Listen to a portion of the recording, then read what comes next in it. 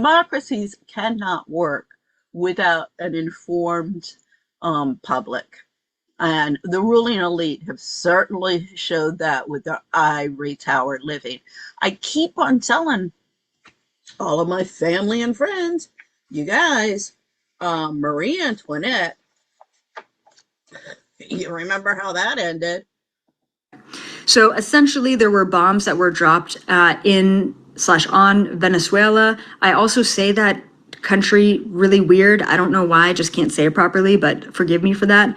And essentially, sort of what the narrative is, let's say, is that the U.S. wanted to take the president of Venezuela in order to convict him of drug trafficking crimes. Okay, so that's kind of the narrative that we are being given. That being said, there are many different narratives that people are talking about. There's many different conspiracies that are being put on the table. I know that one part of the American population is thinking that this is an attack in order to steal resources like oil and gold. And then there's another part of the population in America who are thinking that this is actually truly about drug trafficking and, crimes against humanity and other things. And, it's like going to the source of the problem. Okay, the drug trafficking stuff pisses me off because I lived in Colombia and Bogota from 97 to 2000 and 2003. So my perspective, and I was denounced. It was like, wait a second, unless you get rid of all the drug consumption, you're not going to get rid of the drug production. And that's bullshit. It's Colombia. And precisely, they got rid of it there with Plan Colombia in 1999, goes to Mexico. So Venezuela's really not in the whole drug war. They're the guy that sells the dime bag of pot at the corner. And drugs are a big problem, here in the States.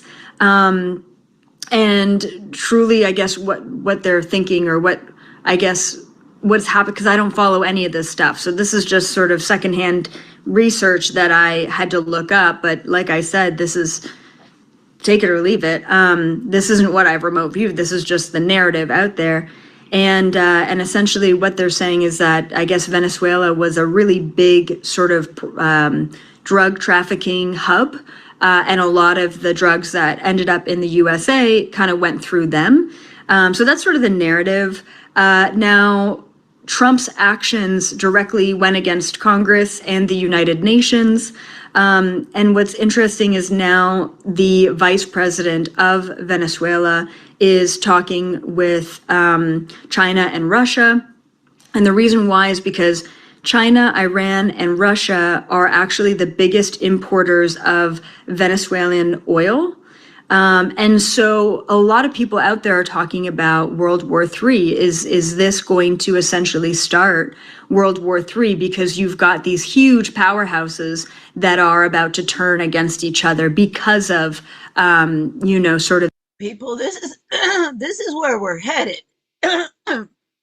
Because we're starting to see, conflict all over. And somebody, I forget, I was listening last night, somebody made the point that China's going to invade Taiwan. Well, they're going to start, wait a second, you guys do this, I'm going to do that. Then this really big move this past weekend.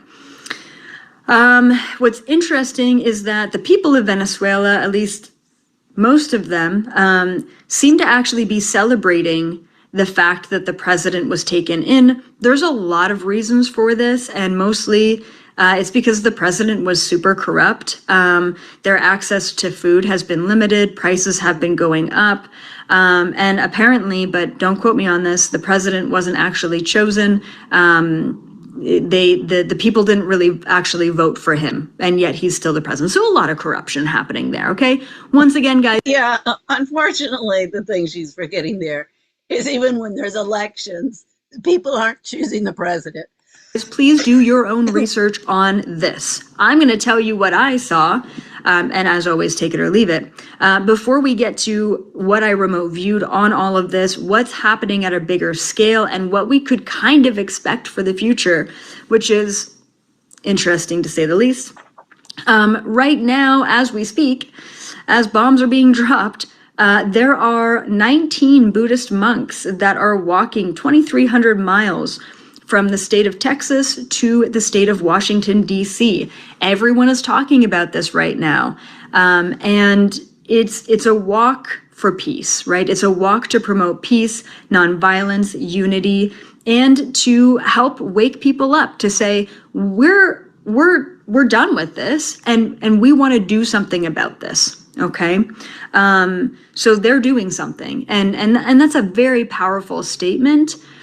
So we've got this dichotomy that's happening on planet Earth right now. I mean, especially in the USA, but that dichotomy is affecting the rest of the planet as well.